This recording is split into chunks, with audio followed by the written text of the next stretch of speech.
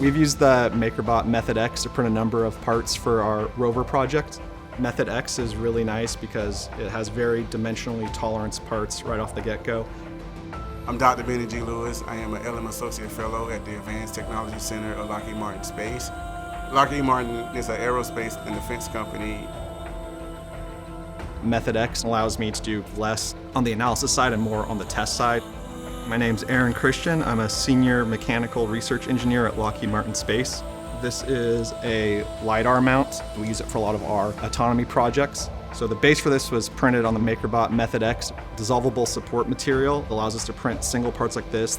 It's really great because METHOD X let us do more organic shapes. This is a completely modular robot system that's going on. I'll design, maybe 2 to 3 hours to design it, print it, have something ready that afternoon, implement it, test it, see weak points, and then print overnight, and then I have the next iteration the next morning. We have a lot of resources, and there's a lot of knowledge built here from the people that have come before us. My name is Elisa Ruiz. I'm a research engineer at the Advanced Technology Center. It's really nice to just bring together 3D printing and bridging that gap. I think the capability of being able to print things that aren't normally manufacturable makes it really fun just because you're still able to make them become a reality. From a vision to a CAD design to a simulation environment to the real world to leverage 3D printing.